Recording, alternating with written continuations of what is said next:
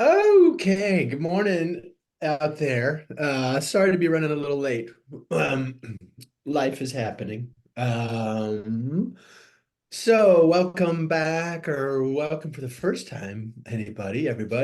Some of you guys know these webinars are just really pretty open format. Today we're going to be talking about meaning.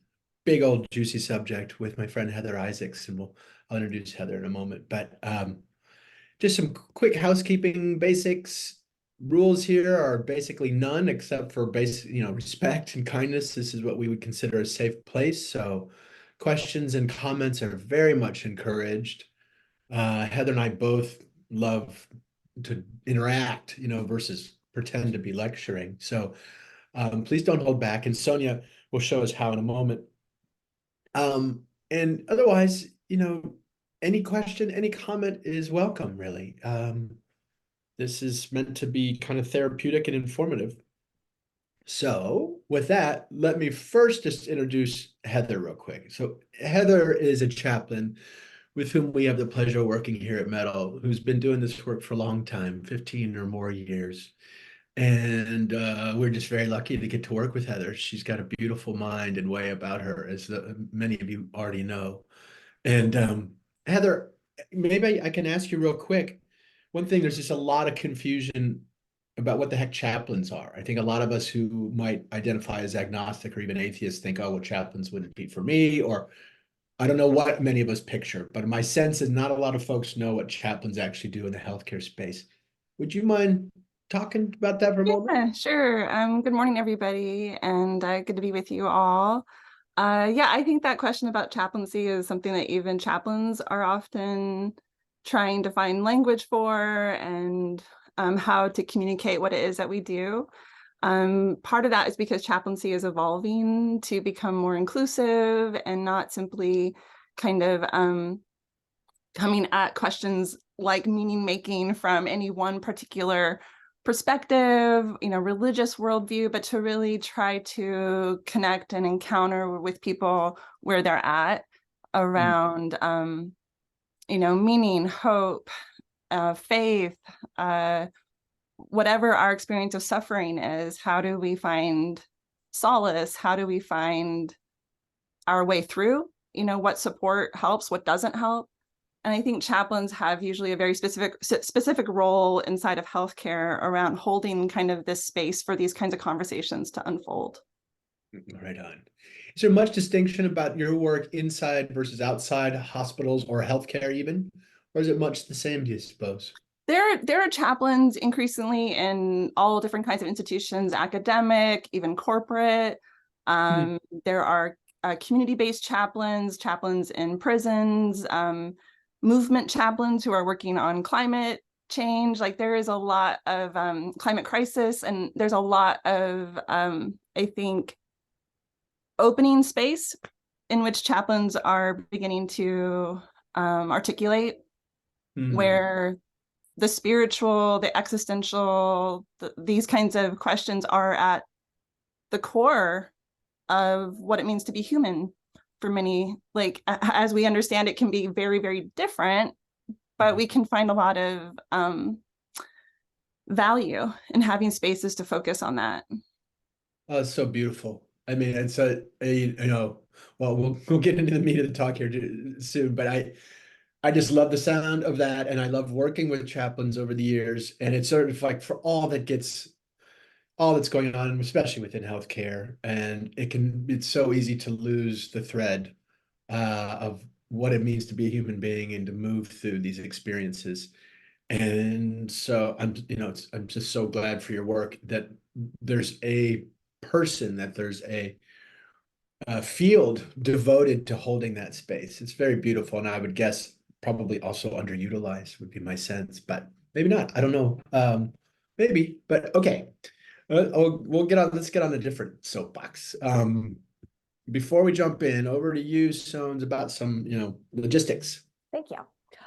So Heather and BJ are going to go through the slides, and after that is our favorite part. We get to chat with you and get your questions and your comments and your thoughts. So you can do that in two different ways. You can click the raise hand button and we'll unmute you, and you can chat with Heather and BJ. And if you'd prefer to not do that, you can type your question into the Q&A box and I will read it aloud for you.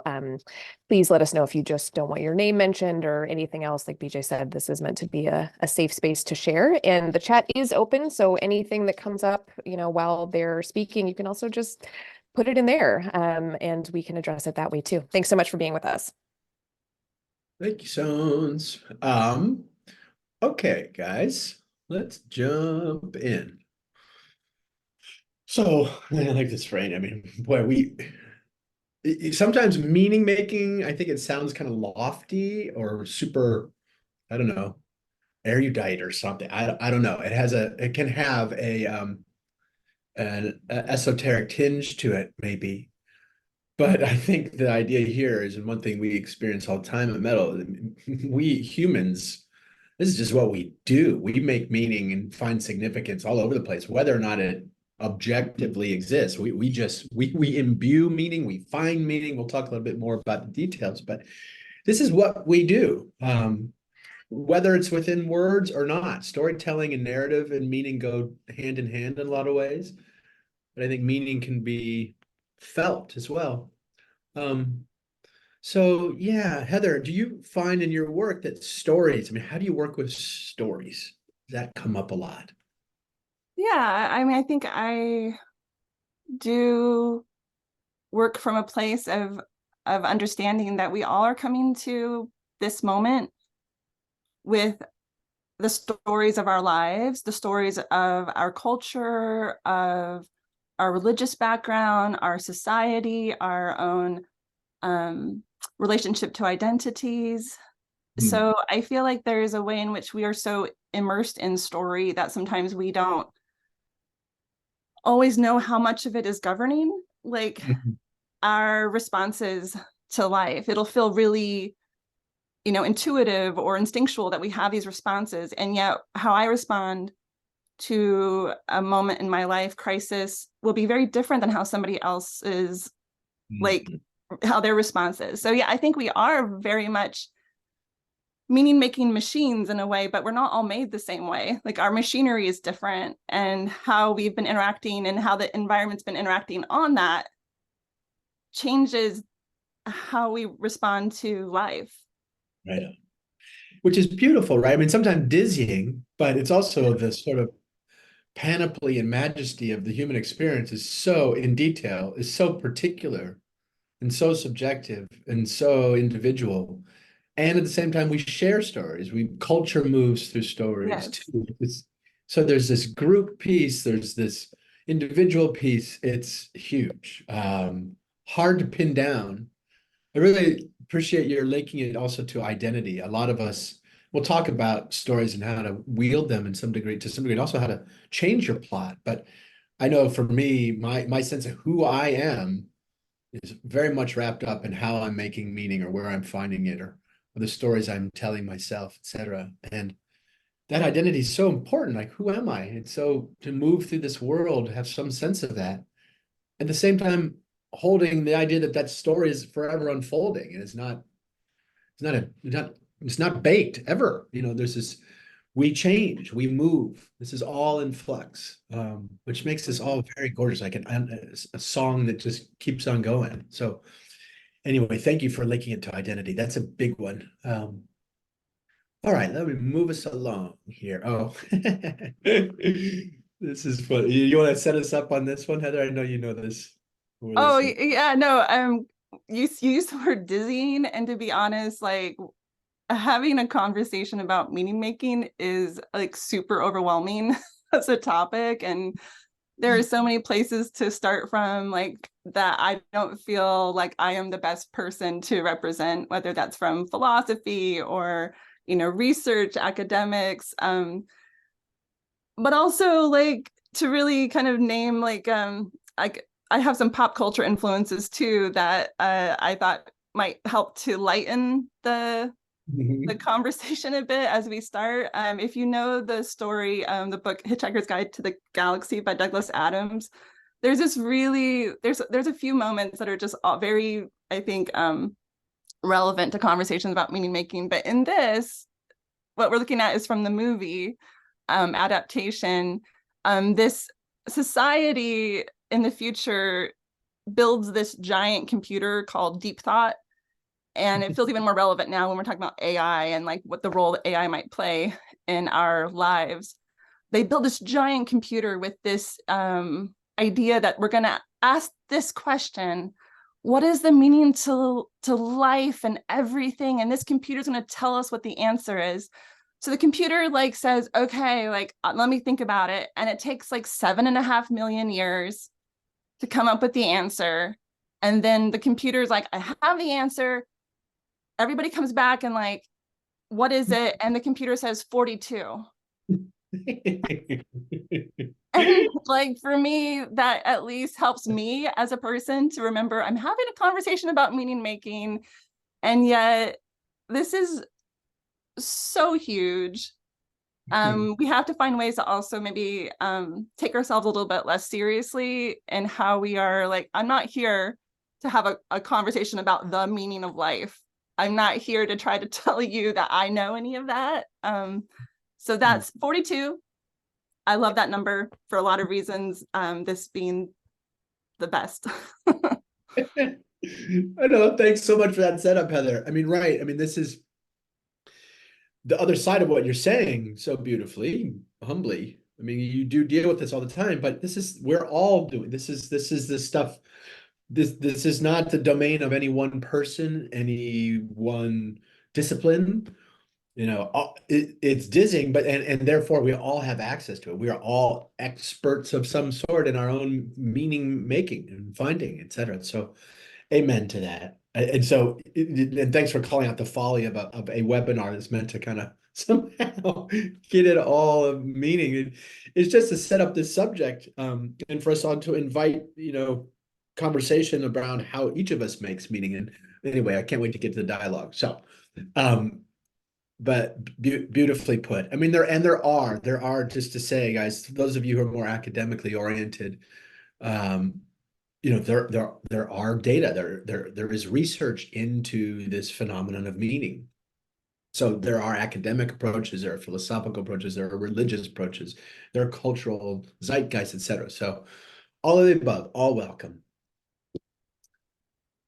Yeah, Viktor Frankl, in our world of palliative care, Viktor Frankl gets a lot of attention. I mean, his book, Man's Search for Meaning, has been something of a sort of biblical in the field. But as we just said, as Heather just pointed out, like, he's one guy. He had an amazing story, an amazing life, and really put a lot of thought into this and gave us some word and structure for it. But there's, he's one of a zillion. But let's see here. Anything else to say about Mr. or Dr. Frankl? Maybe we could set up, for those of us who don't know his history, maybe it's worth a quick statement. Yeah, I mean, what I know of Dr. Frankl is that he was a psychologist in Austria pre-World War II, ended up being in concentration camps with him and his family, and he survived, but went through enormous trauma and hardship. His wife died. I believe his parents died as well. He having his family killed in the Holocaust and having to find his way through that became really like core to how he understood our capacity as human beings to respond to the suffering of life that we did not choose, that is unjust, and to still find meaning, to find agency in that. Yeah. Does that feel like a yeah. Yes. Would you add anything else, BJ? No, I mean, I think that history is important to understand the cauldron in which he, survived and thought. And I find myself, when I refer to his work, just feeling like, gosh, if someone can move through the Holocaust with that unimaginable degree of suffering and still find their way and still have some agency over the narratives they choose, over how they construct meaning, and therefore how they live with all this is just profound. And so that is, I get a lot of strength given his that backdrop, in a sense, like if he can find meaning there, gosh, maybe I can find it here. So that's how he lights up for me. And there's also another phrase from him that gets a lot of credit, and I think it maybe relates to Nietzsche too.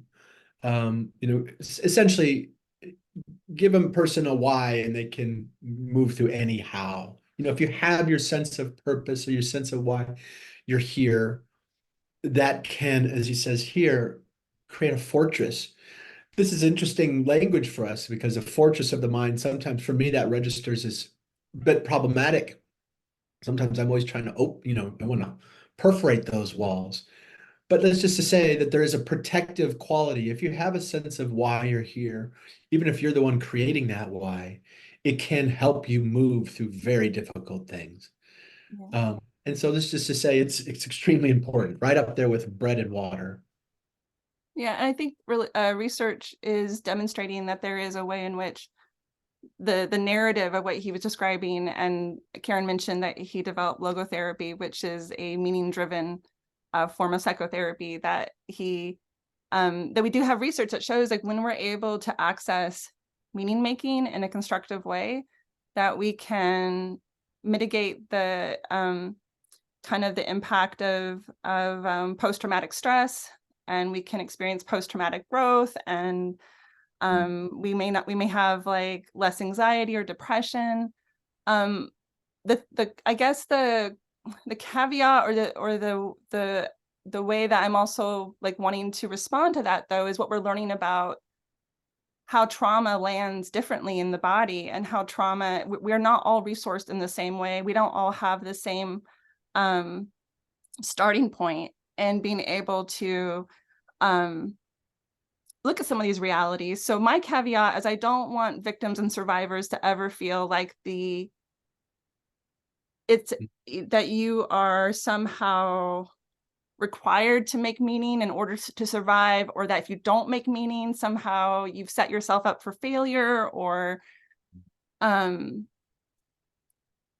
I don't see where, unfortunately, I would love to see more like examples in history where the ones who caused the atrocities have their own, like they deconstructing the world in which they caused harm to others. And so I don't want this to be the burden of victims and survivors to feel like I have to be the one to make sense of this when it shouldn't have happened at all.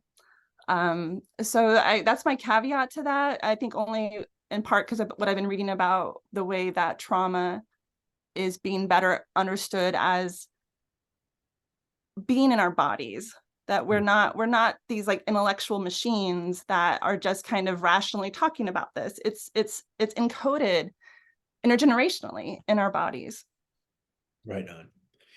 And I'm so grateful for the increased understanding of that. I think a lot of us have spent, I don't know if too much time in our heads, but boy, the cognitive space has gotten so much attention in modern life, and it feels like the body less so.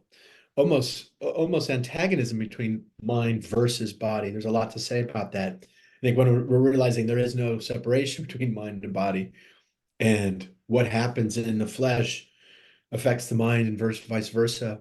And the mind is flesh. So anyway, there's a lot to say about this. And I think a lot of us in the audience will be aware of more and more languaging around trauma and how it really works and how it lingers and how it affects us.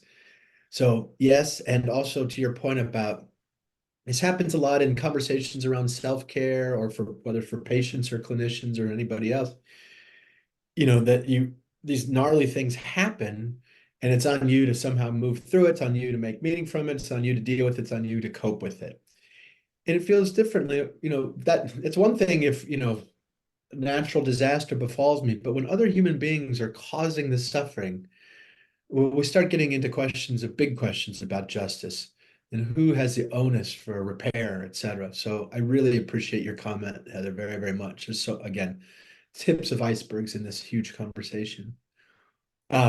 So right on. Okay. Well, some of us, every time I use this phrase making meaning, I also always find myself want to say find it too, because a lot of us might believe, I mean, I have spent time in my life feeling like meaning exists. I need to go find it. If I'm detached from meaning, I got to go attached to the world, somehow the cosmos, to religion or something to find this pre-existing meaning, the 42. Whereas as more recently in my life, it just feels like no, we are this. It feels more functional to consider ourselves as the ones who are creating the meaning, that we're the ones spinning these yarns and in a often beautiful way. But whether or not we humans are the source, that we're the ones creating the meaning, or it's ours to find, I guess for you, is there a distinction between the two? Whether when you're talking with patients or clients, if you meet someone who has a belief system, perhaps a religion that says there is a meaning and your job is to sort of key into it, is that a different experience than someone who is a-religious, who thinks of their own life as a source of meaning? Is there a distinction here for us? I don't know if I would say I've had any strong sense of difference in this. I'm often, I would say, when I meet people in my role as a chaplain, I'm often meeting them at a point of rupture Hmm. in their sense of reality. Like something has happened that has changed their life, their world forever, and there's some kind of fracture or rupture in that. Hmm. So there is an unmaking that I'm often meeting people in first. There's a devastation of meaning that's, I think, more often where I am encountering. So it feels like what can be painful in a different way is that if you believed in a really strong way, if you have this view of life, the universe, and everything, God, as behaving in a certain way, and then something happens that really throws that to the wind, Hmm. that's a different kind of pain than if you've already lived with a kind of space for life to be unpredictable and unfair, even at times. Like if there's a space for that that you've already cultivated. Um, Hmm. does that address Yeah. sort of what you're talking about, BJ? Yeah, I mean, yes, and I think you're also pointing to this other thing of how, and we'll get to meaninglessness or the loss of meaning and that rupture. It's a powerful word. But in our work here at Mettle, I think a lot of what we do is sort of trying to catch or hold folks as they're in some amount of discombobulation, some amount of falling apart.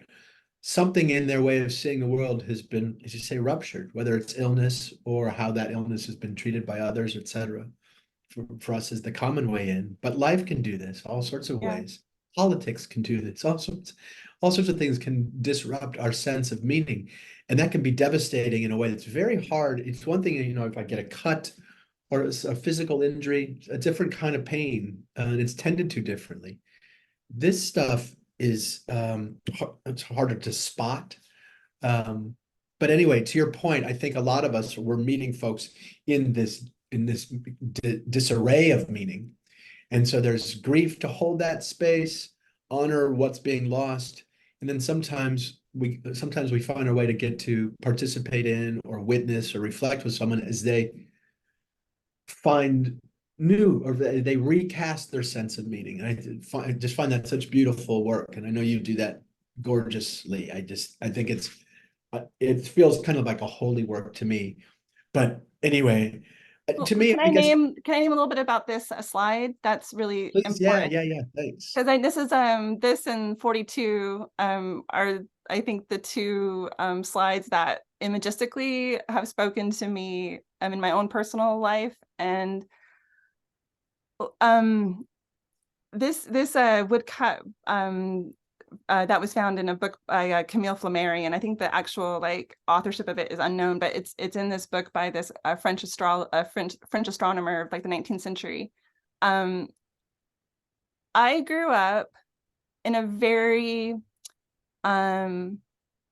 I call it like I have a snow globe kind of experience of meaning making for myself. Like I grew up in a world that was very defined by religion and kind of societal kinds of ideas about, you know, from everything. Everything was kind of governed by what were we taught at church, and what did the Bible say, and it was very prescribed.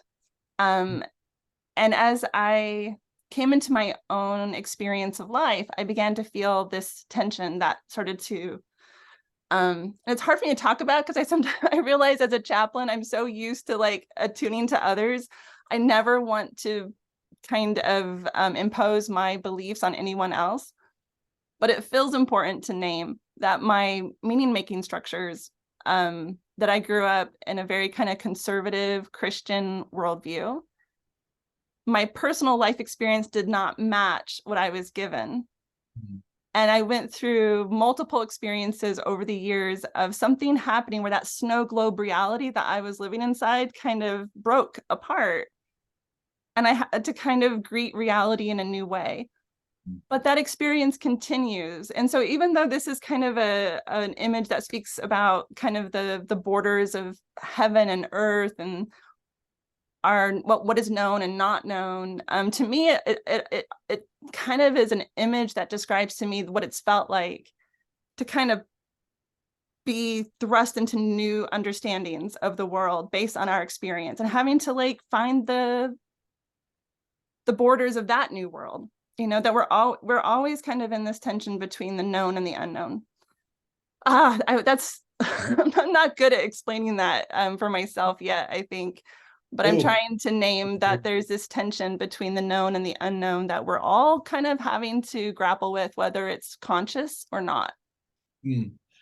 Well, you just made a ton of sense to me, Heather, and I really appreciate you sharing your personal story here. That's super helpful.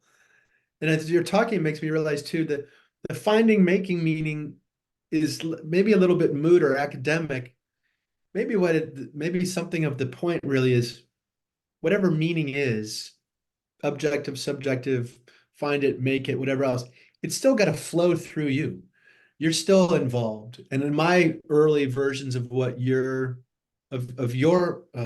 earlier life, as I tried on religion and kept finding ways it didn't suit for me, and it kept my snow globe had to break, and then it would expand my view. It would break again, expand my view. And there are beautiful poems around, breaking your heart, and that's how the light gets in, etc. There's a lot to say. I don't want to fetishize that pain, but it pulls us to keep looking, to keep searching, and to keep including our existence, our version of this reality in the center of the picture. Earlier versions for me just had me sort of abdicating myself. I wasn't the source of meaning, so I kept looking out there. Even if it is out there, I still got to feel it. So ultimately, it helped me get back to myself in a way that earlier versions, I felt a little wayward because I was not including myself. Anyway, I'm going off a little bit on your story, but no, I appreciate that very, very much. So yes, I guess one of the points here is find it, make it, whatever else. Either way, it's got to move through you. It has to include your life. Yes, yes, but yeah, it's a beautiful summary. Yes, thank you. Okay. Well, just thinking about the cautions too, and we've touched on it a little bit, but we can get very stuck in our sense. We can be very struck by a sense of meaning or purpose that can be very clear to us as individuals or groups, and we can hold on to these stories in a religious way and as a doctrinaire, like this is the way. And boy, as we're talking, that gets a little tricky, and sometimes we can accidentally, I think, cause harm with our stories if they disinclude parts of ourselves or others. We see this in fractures in our society in one way or another. A person's sense of meaning has to disinclude or counteract somebody else. in some ways, most wars probably are fought over meaning. So it's big stuff, super helpful and beautiful, and also can be devastating. Um, I'm sorry, I'm going on again. Anything more to No, add? I think it is. I think in some ways, one of the skills I am endeavoring to learn, and that I think hoping that we can all develop maybe more capacity for, is how to not go to meaning making too early. Mhm.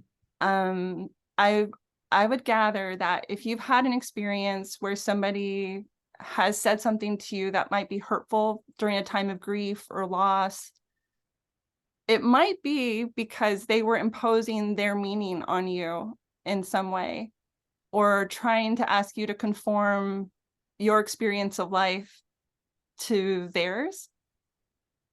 And that's painful when you don't feel seen, when you don't feel witnessed in your pain, when we offer platitudes as a form of meaning making to try to bypass like the awfulness of sitting in that space. um Mhm. that's something that I think that a lot of us have in some way maybe experienced and contributed to, like with really good intentions, right? That we say things to try to make it easier for somebody else to bear the pain that they're living with, but there Yeah, really are sometimes not, there is no meaning to be made yet. yeah. Oh, I love that caution. And there is a time component here. You have to, again, realizing that whatever meaning is coming must include you and all of you and all that you're experiencing. It takes a while, it takes a moment to even feel what you're experiencing. And sometimes if we clamp down with the narrative too quickly, you hem yourself in unnecessarily. And that can become a barrier versus a protector, or something like that, or a block. So that note of holding, I don't think this, and we'll get to this here, maybe it's the next slide. Well, this kind of gets at a little bit, like there is a vacuum of meaning, a sense of meaninglessness where you can't find it. You can't honestly, there is no story yet. You're just a bundle of feelings or whatever it is, chaotic thoughts. That's a very important time, however painful it is. That liminal or transitional space is really, really key. So forestalling the desire to put a story here is something that we do a lot with metal. Like, yes, meaning's really important, but like, let's just sit and let's just be with what the heck is here.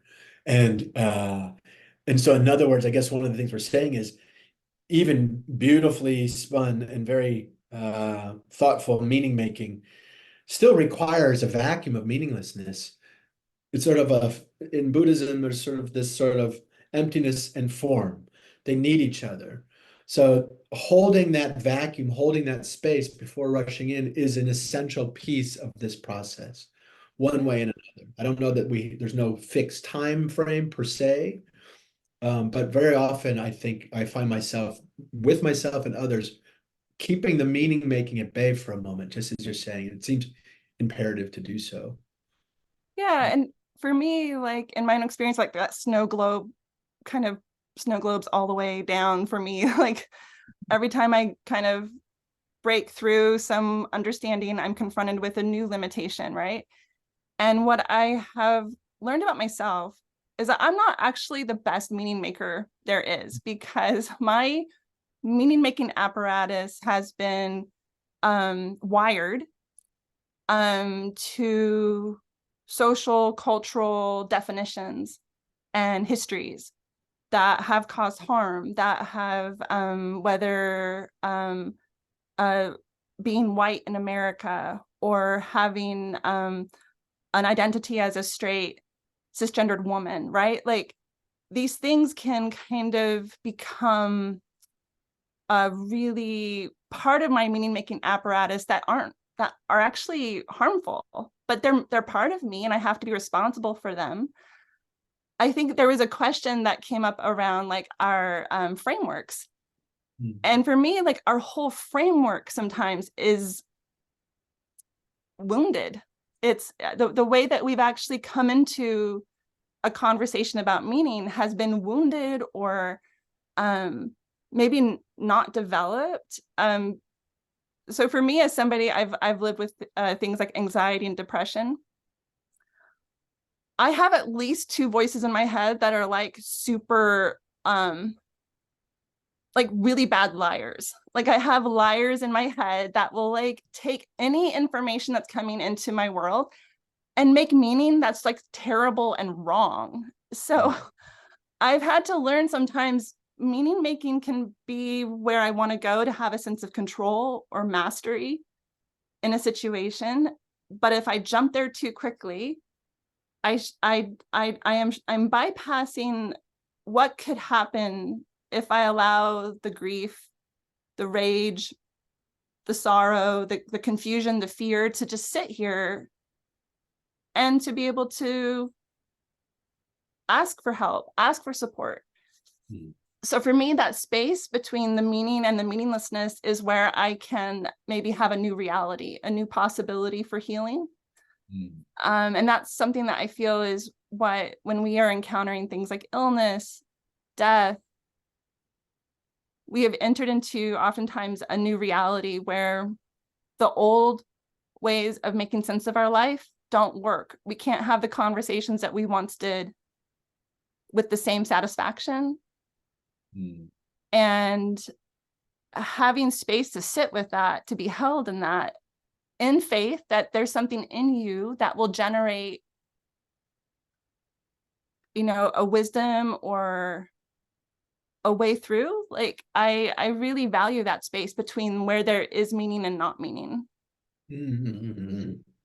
Well, that's so right on, Heather. Oh man, it's got chills listening to you. That's so right on.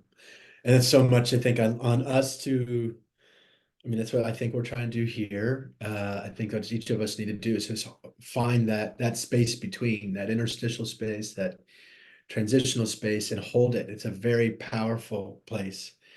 And I think an important place. Because if we end up with these half truths or stories that don't actually are inaccurate or don't serve, it's very easy to then start serving our stories. You start Yeah. pushing your life's into extruding it into this form that doesn't really suit, and things get left out or things feel off, and then we find ourselves out of step with reality, and we accidentally bring in more pain.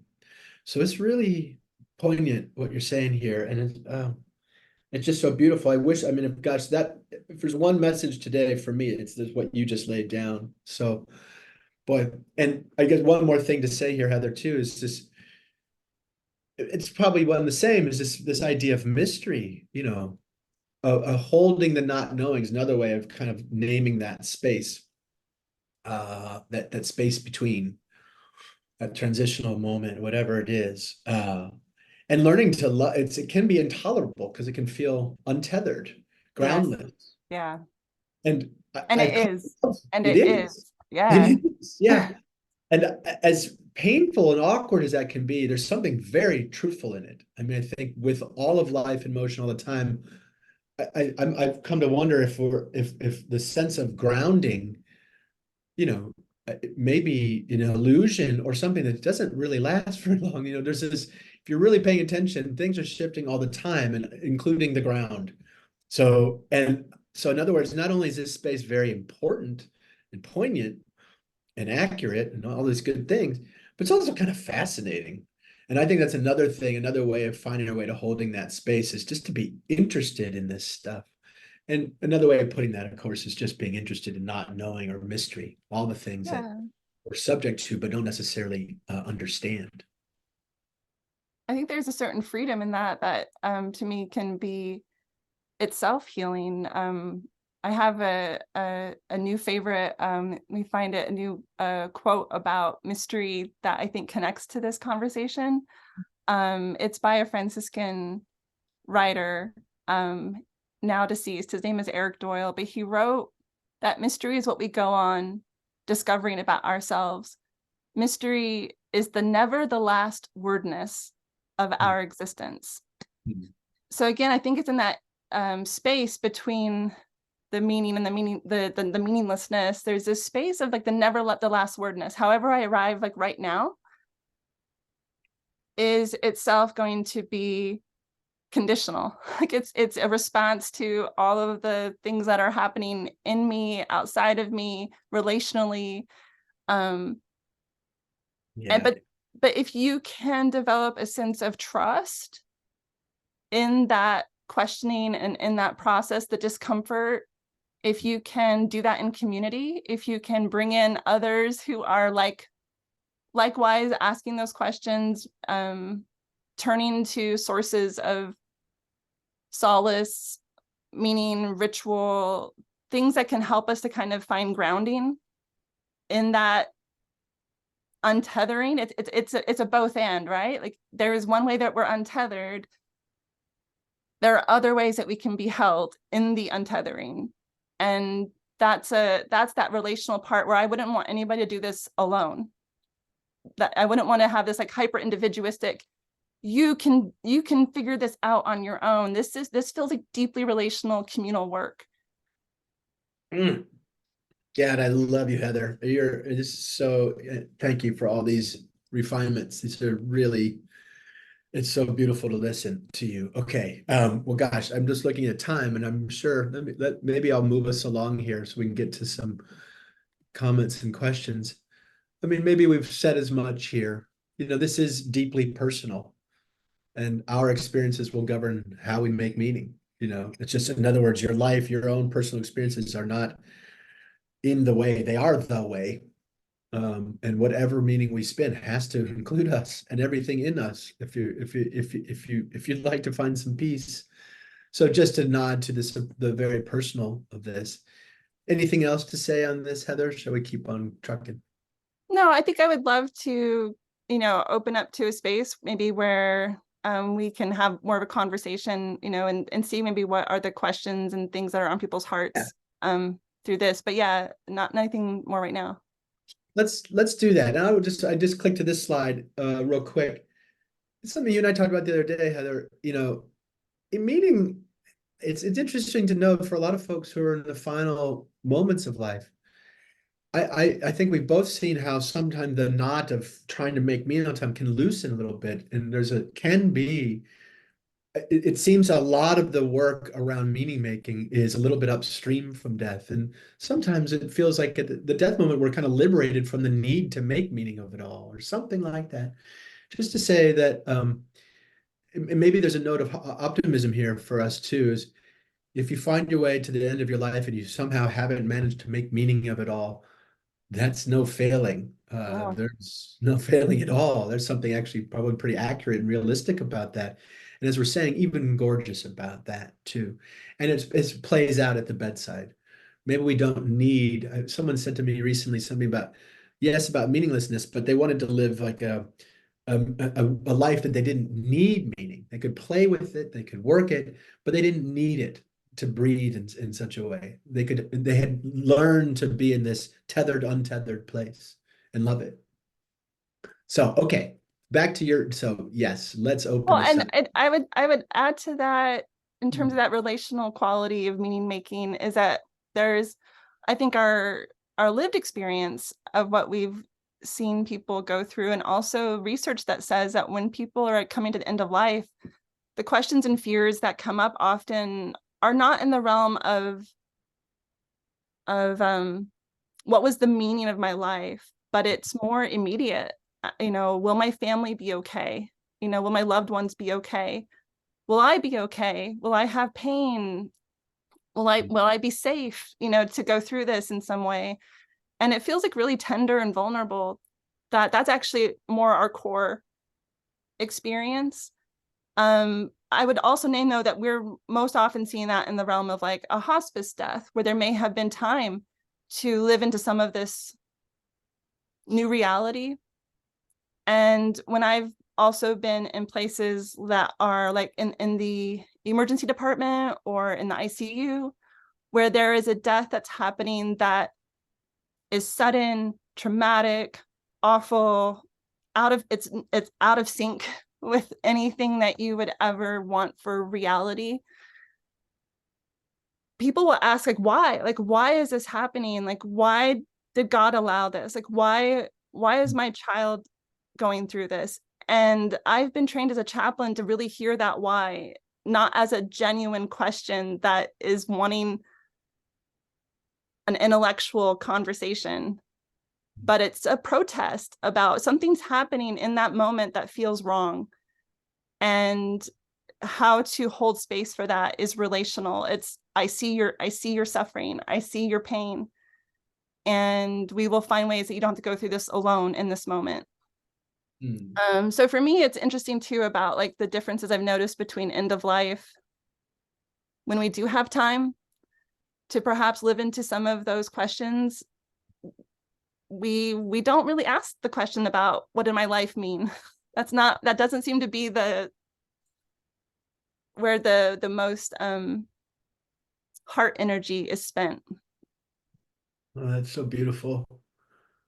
Yeah, and what a nice, and you're right. There's, for all our love of hospice, one of the things that, this point, this idea of having some time to marinate in this way is profound, and it's a beautiful plug for finding our way to hospice when it makes sense. But also, we don't need to wait for hospice. I think what you're pointing to also is, meaning making, et cetera. It does require some time and some reflection, like we're saying. But really, some of this stuff of life is, you may say, is then the raw material from which we make meaning. And then when time is really short, or when our capacity to come up with stories, et cetera, is diminished, we're still left with all these experiences, these raw moments and impulses. And that's that relational space. And that is its own meaning, if we like. That doesn't need anything else. And that becomes just so incredibly clear when time is actually short. And another way that death teaches us, really, this phrase kind of gets lost because it's used so much of being in the moment. That's really kind of all we got. And that's plenty, So, all right, my friend. Wow, wow, wow. Oh God, there's so much in here. Okay. Well, Sones, you want to guide us? What's going on out in the Yeah. So first question for both of you, I think I already asked, are you okay to go a little bit over? Because I'm just aware that we're going to have some questions time-wise. Yeah. Okay, great. Heather, does that work for your schedule? Sure, yeah. Okay, wonderful. Definitely had some stuff come in while you were speaking. I will start with one of the questions. Can you talk about how framing changes what we actually see? Some current examples relevant to my training around psychedelics are indigenous, religious, psychotherapeutic, medical worldviews.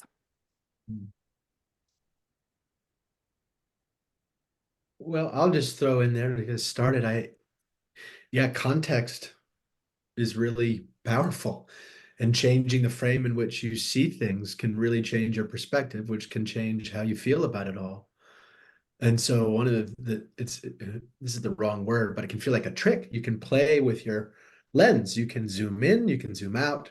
And human beings, is one of my favorite talents that we have, to frame things, and that can change the experience in so many ways. So it's important too, I'll just note it, to not treat it really as a trick. Let me take away that word, because if you're that, whatever frame you choose, Mike, it oftentimes, to make something digestible or comfortable, sometimes we need to choose a frame that's very tight and cuts out a lot of the view of reality.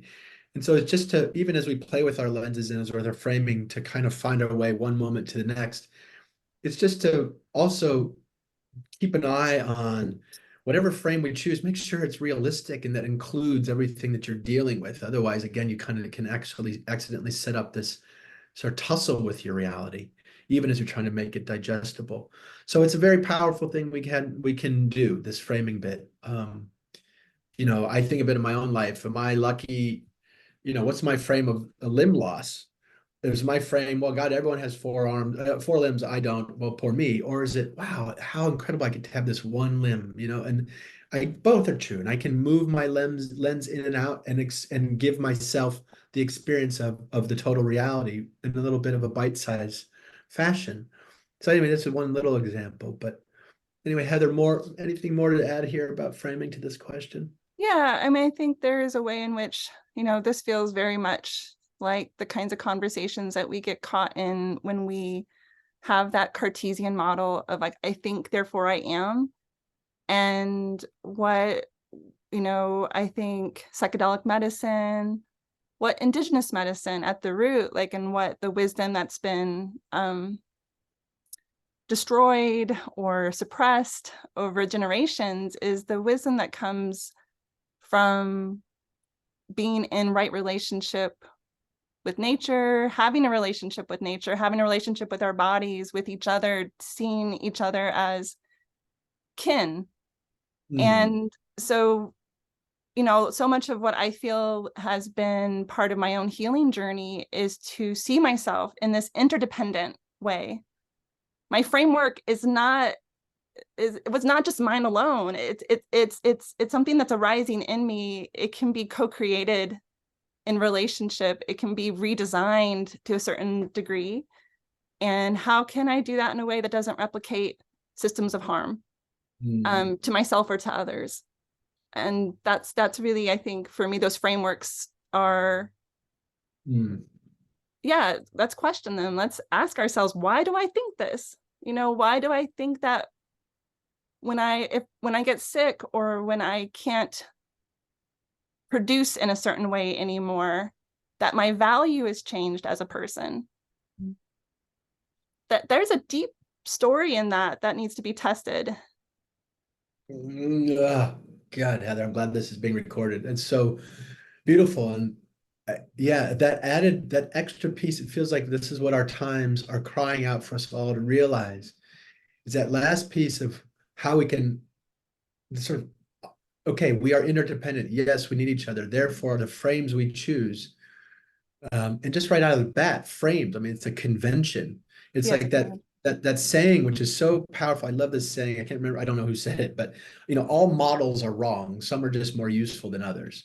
They're all it's some reductive enterprise, and noting it as a construct, even if it's very functional and helpful to you, noting that it's something we're kind of making up one moment to the next, and to take care that that frame we choose either includes everyone and everything with whom we're in relation. In other words, nature, reality, everything.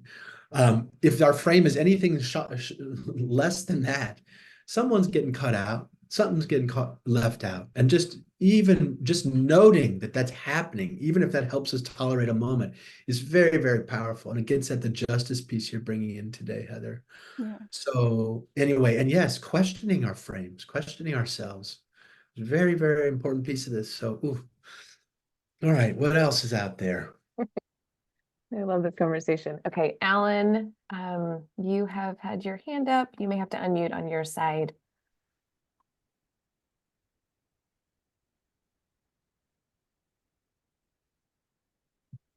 Can you hear me? Yes, can. Yeah. Okay. Hi.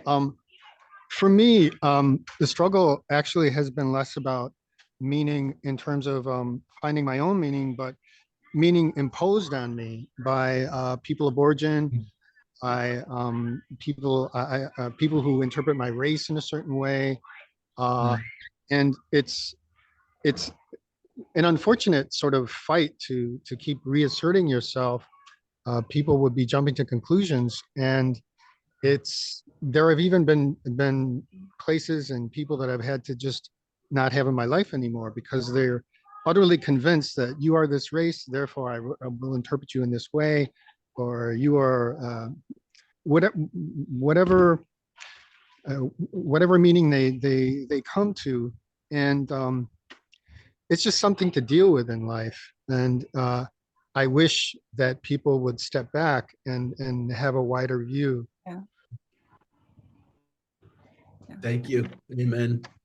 I'm curious, Alan, like, what have you found in this is there anything that you would offer that has been helpful? Have you been able to find community in any kind of new ways, or have you been able to find Well, it's yeah. you really have to sift. It's been very interesting because my parents came from Italy, for instance, and they're Italian Americans, who don't have a good sense of what Italy and Italian is.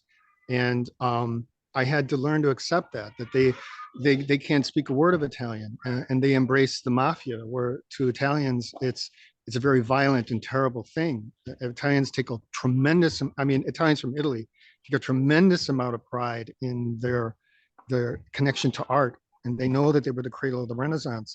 And the mafia bombed the Uffizi Palace, and the mafia bombed a very, very famous museum in Florence, and that just, it shook Italians to the core.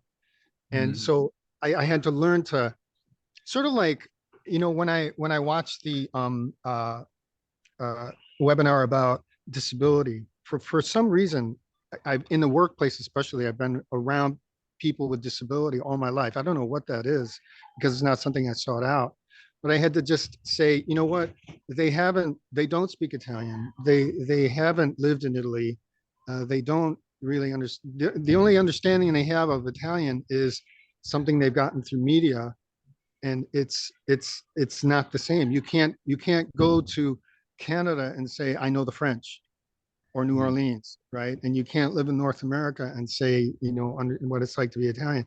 And I'm more of an expert than I realize. And I realize, like, when I work with people with disability, you know, there are all these subtleties that I just, through exposure, I learned. And I'm hardly an expert, but I know, you know, I know what it's like. You know, I've walked in public with people with disability. I've worked with them all day. I'm actually working with people today with disability. What it's like to be born with a disability, what it's like to acquire a disability, and that's been a useful tool for me to compare. Like, all right, I learned about disability, and as and ironic as it sounds, people with Italian heritage have to learn about what Italian really is. Yeah.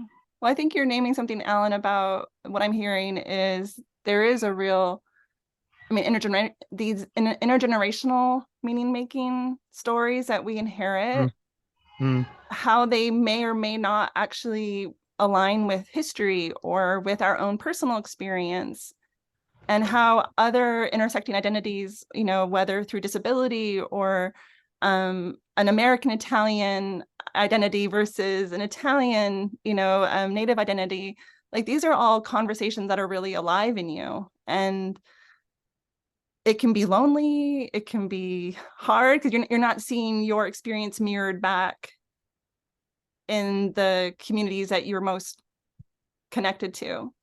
And that's a hard thing to hold. Yeah. Yeah. But thank you for You. sharing. Yeah, thank you. And for some reason, you're making me think too, Alan, about, I just don't want to, it's just to state, this is seems like very much a human endeavor, but I think, you know, to this undergirding point that you've raised, Heather, about this being so much of a relational enterprise here, just to say, that relationship can include inanimate objects, can include animals, can include anything and everything, you know. So this is not just a human enterprise. We don't just make meaning from humans and with humans. There's something else just to say. So it feels maybe a little bit of a tangent, but I just want to throw that in there. Yeah, a lot of us have very meaningful lives with animals, for example, things that we would consider very meaningful. So yes, community, but also that community can include all sorts of things. Okay, let's see. What else? A lot of questions. Hey, Deb, I'm gonna unmute you on this side. Hey, that Hi. was beautiful, Deb. beautiful. Gosh, you guys said so much, and it was absolutely gorgeous. I love everything. I guess I just wanted to add that I had seen, especially through my work with BJ, but through because I've been working with him for years now, and I have a terminal illness, but I can see like almost a map of where of how things like before I even met BJ, I was trying to make meaning of why I got the disease. Was it because I ate the wrong thing, thought the wrong thoughts? Is it punishment? I mean, all these different things, and a lot of them come from religious backgrounds and meaning and stuff. And then I kind of got through that into, and I don't want to use the word meaning, but like an accounting of my life and regrets and, did I do okay? Did I really do what I came here to do? And I'm going to get choked up. Have I communicated what I want to communicate to the people that are important to me? Have I planted enough trees? Have I said my gratitude to the earth enough? It's just like kind of a really, really deep accounting. And every time I love the slow snow globe-ish, like image, because it just gets bigger and bigger, and I become more beneficent towards myself and kind of towards the world. And there was still this point of like, I caught myself like, almost wanting to control like that legacy work of like how I was going to be remembered. Like, are people going to think of me in a particular way, or did they really get, especially children, if I'm honest, especially, or did they really get that I'm sorry about my mistakes or whatever, and how are they going to remember me? And then there's just this place of like getting to, and I think you guys have really touched on it beautifully, but like at some point it's like my brain just stopped all of that. And I realized that like, well, TIX and Ghost Horse says, meaning mystery doesn't want to be found out. It doesn't want to be, it doesn't want to be found out. So like to just completely surrender. And when that shift started to happen, and it went more and more through my work with BJ, but I just became so much more of a sensual being. Like I could feel moving from my head into my heart and into my body, and just being present. And I think I've really come to now of like, the meaning of my life is actually going to be more, it's already out there, because I don't know who I might have touched at the grocery store and said something that, triggered something in them or whatever. And I'll never even know those kinds of things. But in terms of the people that will continue to speak about me or have my DNA or whatever, they're the ones that are actually going to make the meaning of my life.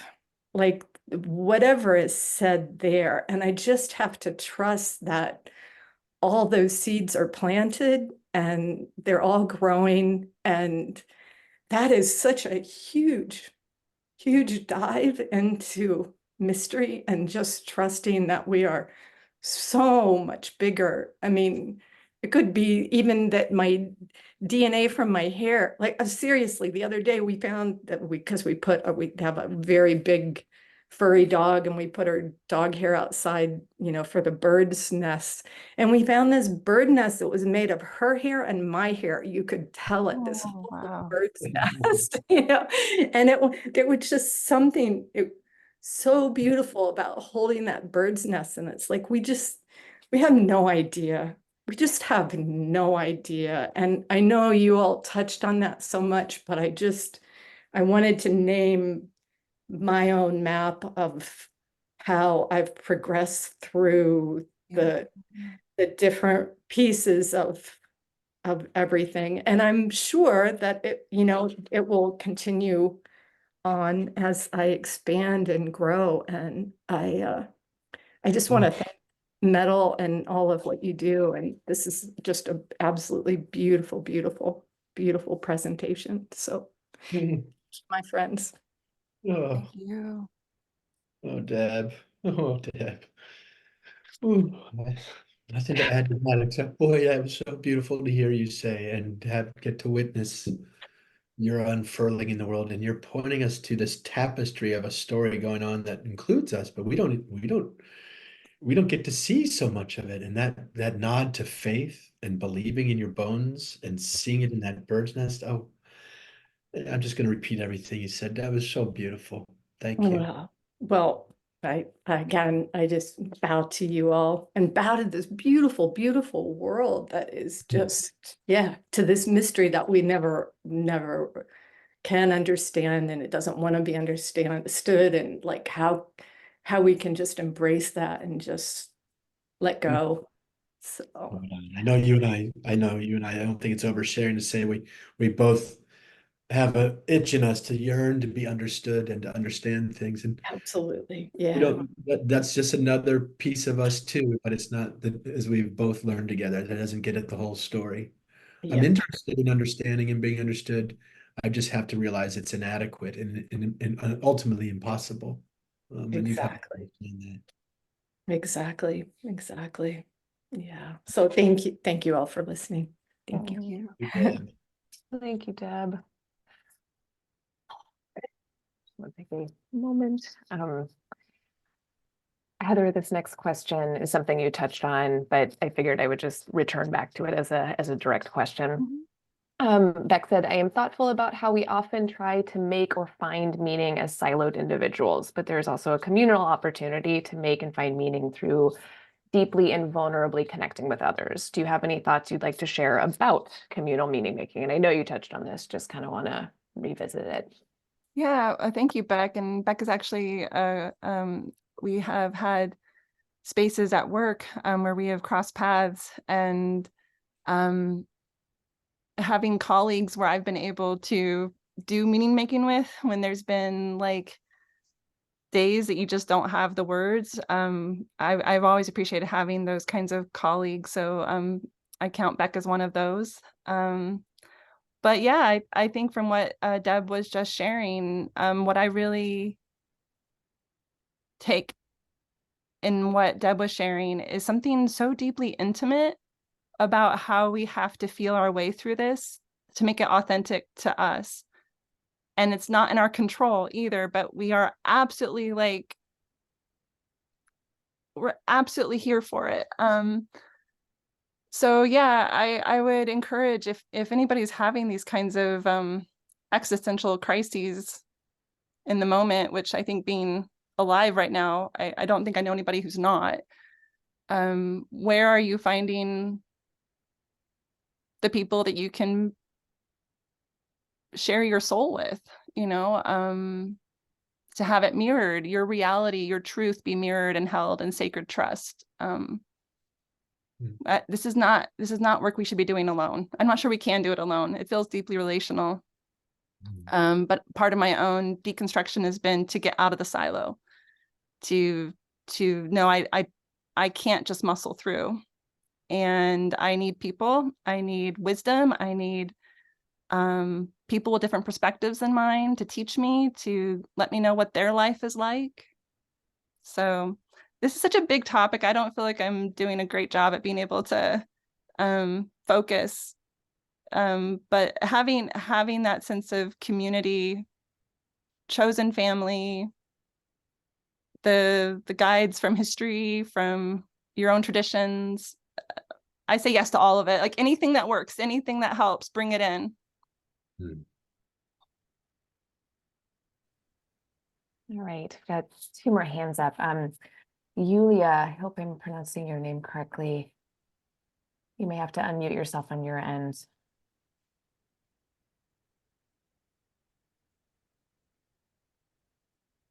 Bonjour, BG, Heather, Sonia. Hi, Thank you Julia. so much. Hello. Thank you so much for a meaningful presentation. And there was a period when I was trying to recap both what I passed through and how I did it. And at some point, what was more significant than what and why, even I equate meaning to my values. Sometimes life is just too much. And at the short term, it's okay for me to accept it has no sense. If you're up on a tightrope, you are not searching for a meaning, just a balance. And that's exactly what I was searching for when my life was meaningless. Some techniques to connect the moment I'm in with the moment I want to be, staying true to myself. Years ago, I created my first meditation to relieve physical pain, what healthcare could not do. Sometimes I think, I think that the best the system can do is just give us some more time and the sense of humanity. And since I became partially blind, darkness, as a direct absence of art and painting, piqued my curiosity to continue my research. And this led me to active meditations, Geshe Michael Roach, Frank Kostasevsky courses, sound healing, and meditation programs I'm creating myself. And of course, it might be not so easy to connect your inner sense of meaning. So what also was giving me and guiding me was the meaning of beauty, aesthetics. And now it's mainly music, for example, Renaissance one, what Michelangelo listened to, something that would allow me to see outside the box. And voila, I'm still asking myself how far I can go in my acceptance of pain. And it's not about being strong or weak. Pain affects the percentage of the vision left on the working eye. And I was wondering, BG, should we set any limits on our ability to accept what life gives? And if so, what should be the criteria to set them? Oh, that's a big question. I want to say, Yulia, if I heard your question right, should we set limits on what we can accept? You know, Yeah.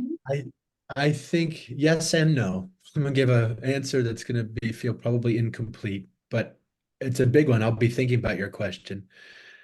No, insofar as I think we get in trouble trying to block out parts of life, trying to over curate our existence. Ultimately, everything matters, including everything in us, everything around us. I think nature teaches us that very plainly. And in that way, accepting everything, there's a holiness to that or something important to that. And maybe it's a question that gets at the layers of us. So on one layer, yes.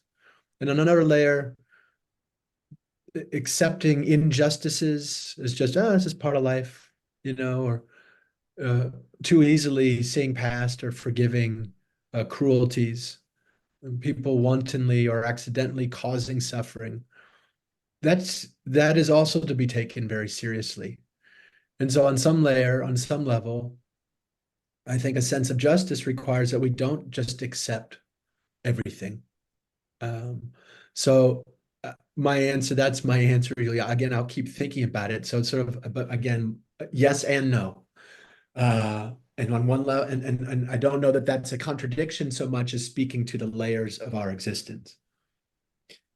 Heather, I don't know if you'd have anything to add to that, or Yulia, anything in counterpoint. But does that, yeah, any thoughts welcome?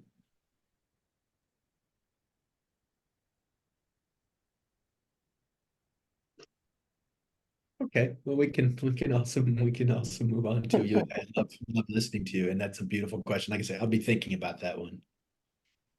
Thanks, Yulia. All right, Angela, thank you so much. Had your hand up this whole time. Thank you for your patience. Thank you. Hi. I sort of threads from what you're saying, both the individual meaning, not meaning, but also community. And the time that hospice affords you. I sat with a woman for about 4 months, who was dying simply of old age. She was almost 100, and her body had just stopped producing red blood cells. She was slowly dying, losing energy, and exploring her life and talking to people about it. And a lot of people came by to see her. She'd been a member of the same church for 65 years. And I heard fears and questions and curiosity. And it's not that she focused on this exclusively. Mainly she told us her history, which was kind of the history of the US through the Depression on. but she just kept sorting through things. And at the it was about 3 weeks before she died, she said, I don't know about this whole God thing. This is 65 years, same church. I don't know about this whole God thing. I just know there is something bigger than me. That's all I know. I've always known that, and it's enough. Hmm. And she just, from there, just relaxed into that knowledge for her.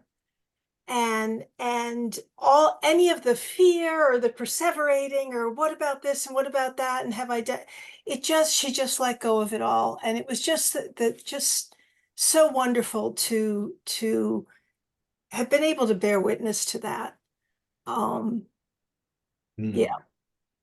Now she's someone when people when I try to encourage people that, go, there's always growth and transformation. As long as you're alive, there's still somewhere to go, to be, and she's always been my example. And this was someone who, when I first heard about her, it's like we had nothing in common at all, politically, religiously, socially, nothing at all. And she's actually been my favorite person to have sat with in, I don't know, about 15 years. And it was just such a huge gift. But yeah, all the things you're saying just resonate with how she got there. So thank you all so much for this today. It's been wonderful. Thank you. Thank you, Angela. Thanks, Angela. Okay, I think we got through at least all the questions within this discussion, but now, the meaning of the universe and all that. Thank you, Heather. Thank you, BJ. Thank you, everyone, for being here. This was a really beautiful, I love this discussion so much. Thank you. Yeah. Thank you. Thank you, Sons as ever. Thank you, Heather, for being here and daring to wade into these ridiculously large waters. So good being with you. And thank you, Same everybody here. out there. Yeah. It felt like a big family chat, and it just made my day. Thank you. Yeah. Happy weekend, everyone. Thanks for being here. Take good care. Thank you. Bye.